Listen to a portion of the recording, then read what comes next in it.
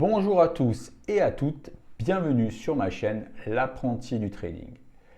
Aujourd'hui, nous allons aborder des outils essentiels pour le trading de crypto-monnaies, les indicateurs techniques qui sont des outils d'analyse utilisés pour évaluer les mouvements passés et actuels des prix. Ceci dans le but d'émettre des hypothèses sur les mouvements futurs. Ils sont basés sur des formules mathématiques qui traitent les données historiques de prix et de volume. Ces indicateurs sont essentiels car ils aident à simplifier la complexité du marché en fournissant des signaux quantitatifs et des aperçus objectifs.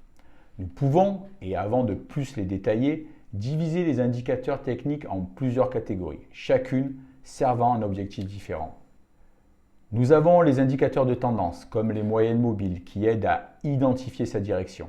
Il existe les indicateurs de momentum, tels que le RSI, qui mesure la vitesse des mouvements de prix pour indiquer si un actif est suracheté ou survendu. Des indicateurs de volatilité sont aussi à notre disposition. Ces outils, comme les bandes de Bollinger, mesurent l'ampleur des fluctuations de prix pour aider à identifier les périodes de haute ou de basse volatilité. Nous avons aussi des indicateurs de niveau clé, par exemple les points pivots et les retracements de Fibonacci, qui sont utilisés pour déterminer des niveaux de support et de résistance, importants au potentiel. Et pour clôturer notre liste, les indicateurs de volume qui, eux, fournissent des informations sur le nombre d'unités échangées, ce qui permet de confirmer la force ou la faiblesse des signaux d'autres indicateurs. Vous l'aurez compris, l'analyse technique repose sur l'idée que les prix des cryptos se déplacent selon des tendances et que l'histoire justement a tendance à se répéter. Ainsi, en analysant les données historiques à travers ces indicateurs techniques, nous pouvons anticiper les mouvements de prix futurs et prendre des décisions éclairées. Détaillons les principaux indicateurs utilisés dans le trading crypto. Le volume est l'un des indicateurs les plus fondamentaux. Il représente le nombre total d'unités d'une crypto-monnaie échangée pendant une période donnée. Le calcul du volume est simple. Il s'agit de la somme totale des transactions réalisées dans un intervalle de temps spécifique. Par exemple, si 500 unités d'une crypto-monnaie sont achetées et que 300 unités sont vendues en une heure, le volume pour cette heure sera de 800 unités. L'importance du volume dans le trading réside dans sa capacité à valider les tendances. Un volume élevé indique un fort intérêt ou une forte activité pour un actif, ce qui peut renforcer la confiance dans la direction actuelle du prix.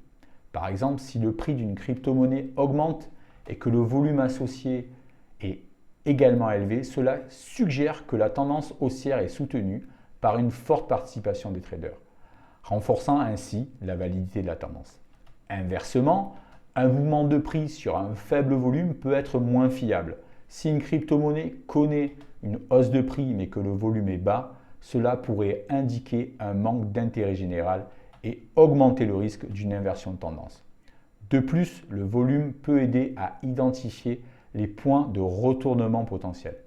Par exemple, une divergence se produit lorsque le prix d'une crypto-monnaie continue d'augmenter, mais le volume commence à diminuer. Cette divergence peut être un signe précoce que la tendance haussière s'épuise et qu'une baisse est imminente.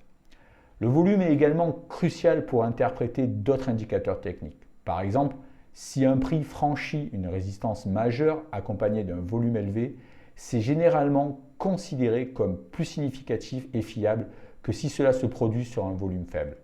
C'est bien en combinant l'analyse du volume avec d'autres indicateurs comme les moyennes mobiles et le RSI que nous pouvons obtenir une image plus complète et plus précise des mouvements du marché. Passons maintenant aux moyennes mobiles qui sont des indicateurs qui aident à lisser les fluctuations de prix pour révéler des tendances. La moyenne mobile simple, MMS, calcule la moyenne des prix de clôture sur une période spécifiée. Par exemple, une MMS de 10 jours prend la somme des prix de clôture des 10 derniers jours et la divise par 10. Ce lissage aide à éliminer les bruits des fluctuations à court terme et montre une tendance plus claire. La moyenne mobile exponentielle, MME, fonctionne de manière similaire mais donne plus d'importance aux prix les plus récents sur la même période. Pour identifier les changements de tendance potentielle, on observe les croisements de MMS et MME de période courte et longue. En effet, un croisement à la hausse, donc lorsque la MME à court terme passe au-dessus de la MME à long terme, peut suggérer un signal haussier, tandis qu'un croisement à la baisse peut indiquer un signal baissier. Abordons un indicateur lui aussi capital, le RSI. C'est un indicateur de momentum qui mesure la vitesse et le changement des mouvements de prix. Le calcul du RSI se fait au travers des gains et des pertes moyens sur une période spécifiée, généralement 14 jours. L'indice oscille entre 0 et 100 et est particulièrement utile pour déterminer les conditions de surachat ou de survente d'un actif.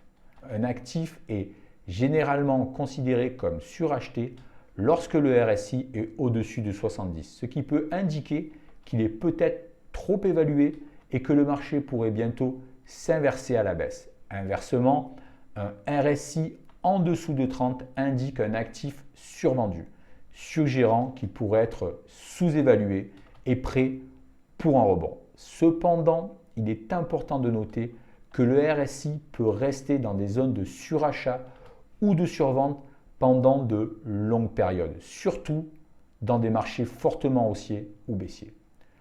Là encore, l'utilisation du RSI devra être en combinaison avec d'autres indicateurs pour confirmer ces signaux. Voyons maintenant les points pivots, qui est un outil d'analyse technique utilisé pour déterminer des niveaux clés de support et de résistance et anticiper les mouvements potentiels du marché. Ils sont particulièrement appréciés en day trading, donc sur du court terme, pour leur capacité à fournir des objectifs de prix et des points de retournement prédictifs. Le calcul des points pivots est basé sur les prix hauts, les prix bas et les prix de clôture d'une période de trading précédente. Généralement, la journée de trading antérieure.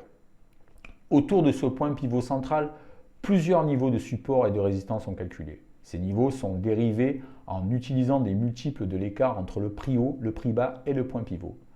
Les niveaux de support et de résistance générés par les points pivots peuvent nous donner des indices sur les points potentiels d'entrée et de sortie sur le marché.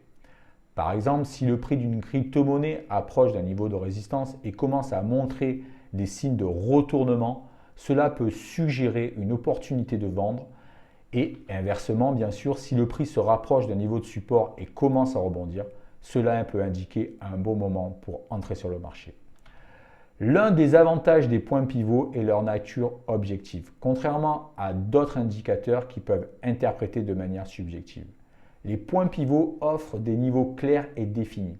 Cependant, évidemment, il faut les utiliser en combinaison avec d'autres indicateurs comme les moyennes mobiles et le RSI pour obtenir une vue d'ensemble plus complète du marché et confirmer les signaux de trading. Passons maintenant à un autre indicateur clé, les bandes de Bollinger. Ces bandes sont utilisées pour mesurer la volatilité du marché et identifier les niveaux de surachat ou de survente. Les bandes de Bollinger se composent de 3 lignes. Une moyenne mobile simple, MMS au milieu, généralement sur 20 périodes, et 2 bandes, supérieures et inférieures, qui sont des écarts type au-dessus et en dessous de cette moyenne mobile. L'écart type mesure la dispersion des prix par rapport à la moyenne et c'est ce qui rend les bandes de Bollinger uniques. Lorsque le marché devient plus volatile, les bandes s'élargissent et lorsqu'il devient moins volatile, les bandes se resserrent. Nous pouvons utiliser les bandes de Bollinger pour identifier les états extrêmes des prix. Par exemple, lorsqu'un prix touche ou dépasse la bande supérieure, cela peut indiquer que l'actif est suracheté et un retournement à la baisse peut être imminent. Inversement, si le prix atteint ou tombe en dessous de la bande inférieure, cela peut suggérer un état de survente et un rebond haussier pourrait suivre. Encore une fois, il est important de noter que les bandes de Bollinger ne doivent pas être utilisées seules. Comme tous les indicateurs techniques, elles sont plus efficaces lorsqu'elles sont combinées avec d'autres indicateurs tels que le RSI ou les moyennes mobiles pour confirmer encore une fois les signaux. Après les bandes de Bollinger, passons à un autre indicateur technique essentiel. Les retracements de Fibonacci. Fibonacci est un outil d'analyse utilisé pour identifier les niveaux de support et de résistance potentiels basés sur la séquence mathématique de Fibonacci. Comprenons d'abord ce qu'est un retracement en trading. C'est un mouvement temporaire des prix contre la tendance établie. C'est une pause ou un léger renversement dans la direction d'un prix qui ne signifie pas un changement de tendance. Les retracements sont considérés comme des opportunités d'entrée naturelle dans une tendance existante, plutôt que des signes d'une inversion totale de la tendance. Les retracements de Fibonacci sont basés sur l'idée que les marchés ont tendance à retracer une partie de leur mouvement dans des proportions prévisibles en suivant une séquence, celle de Fibonacci. Ils sont utilisés pour identifier jusqu'où un marché pourrait retracer avant de reprendre sa tendance initiale. Ces lignes indiquent où le support et la résistance sont susceptibles de se fermer. Par exemple, après un grand mouvement haussier, pour trader, nous pouvons regarder ces niveaux de Fibonacci pour entrer sur le marché lors des corrections. Encore une fois, il faut combiner l'analyse de Fibonacci avec d'autres indicateurs comme les moyennes mobiles, le RSI, pour confirmer ces signaux. Par exemple, un rebond sur un niveau de Fibonacci avec un RSI indiquant un surachat ou une survente peut fournir une confirmation supplémentaire pour faire un trade. En conclusion de cette vidéo, nous avons parcouru aujourd'hui une des fondations essentielles du trading de crypto-monnaies en nous concentrant sur les indicateurs techniques clés. Ces outils, des moyennes mobiles à l'indice de force relative, dit RSI, en passant par les bandes de Bollinger et les points pivots, ne sont pas seulement des formules mathématiques, ce sont des instruments puissants qui, lorsqu'ils sont correctement interprétés, peuvent éclairer nos trades. Rappelez-vous que l'usage efficace de ces indicateurs ne réside pas dans leur application isolée, mais dans leur intégration harmonieuse dans votre stratégie trading. Chaque indicateur vous apporte une perspective unique sur le marché et c'est en combinant ces perspectives que vous pouvez peindre une image complète et dynamique des mouvements de marché. Bien que nous avons abordé des bases essentielles aujourd'hui, n'oublions pas que le voyage vers la maîtrise du trading de crypto-monnaies est un parcours continu. Dans les prochaines vidéos et après nous être plongés dans le monde des figures chartistes et des chandeliers japonais, nous comprendrons comment les différents cadres temporels, les time frames, influencent l'interprétation des indicateurs, surtout dans le day trading où chaque minute compte. Nous verrons comment ajuster votre analyse technique pour des time frames allant de quelques minutes à plusieurs jours et comment cela peut transformer votre approche du trading. Rappelons-nous que le trading est à la fois un art et une science. Il demande patience, pratique et une volonté d'apprendre continuellement. Merci de m'avoir écouté. Vous pouvez partager cette vidéo, la commenter, poser vos questions et donner vos points de vue. Je vous souhaite un bon trading et vous dis à très bientôt.